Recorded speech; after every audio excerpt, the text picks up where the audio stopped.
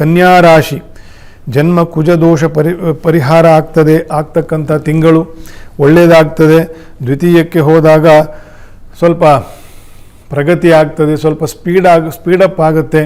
ಕೆಲವು ಕೆಲಸ ಕಾರ್ಯಗಳಲ್ಲಿ ಪ್ರಾಮಿನೆನ್ಸ್ ಬರ್ತಕ್ಕಂಥದ್ದು ಇತ್ಯಾದಿಗಳೆಲ್ಲ ಆಗುತ್ತೆ.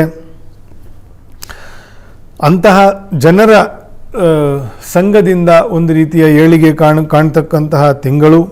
ಯಾರು ನಿಮಗೆ ಅನುಕೂಲಕರವಾಗಿ ನಿಮಗೆ ಒಂದಷ್ಟು ಅವಕಾಶಗಳನ್ನು ಮಾಡ್ತಾರೋ ಆ ರೀತಿಯ ಶುಭ ಕಾರ್ಯಗಳಿಗೆ ಸ್ವಲ್ಪ ಹೆಚ್ಚು ತಾಳ್ಮೆ ಮತ್ತು ಪ್ರಯತ್ನ ಬೇಕು.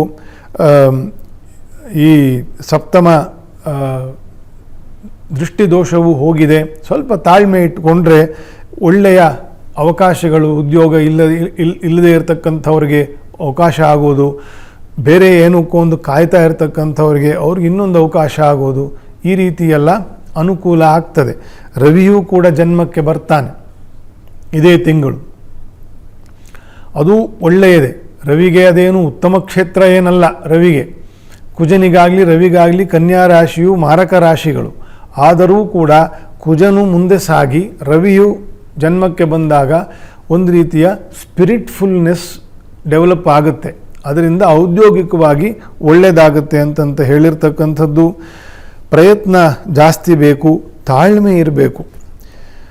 ನೀವು ಕೂಡ ಶ್ರೀನಿವಾಸ ದೇವರ ಒಂದು ಸೇವೆಯನ್ನು ದರ್ಶನ ಸೇವೆಯನ್ನು ಮಾಡ್ತಕ್ಕಂಥದ್ದು, ತುಳಸಿ ಪತ್ರಪುಷ್ಪೋದೆಯನ್ನು ಸಮರ್ಪಣೆ ಮಾಡೋದು, ಪಿತೃಪಕ್ಷದಲ್ಲಿ ಪಿತೃದೇವತೆಗಳ ಪೂಜೆಯನ್ನು ಮಾಡಿಸ್ತಕ್ಕಂಥದ್ದು, ಇದೆಲ್ಲವನ್ನು ಕೂಡ ಎಲ್ಲ ರಾಶಿಯವರು ಮಾಡಬೇಕು.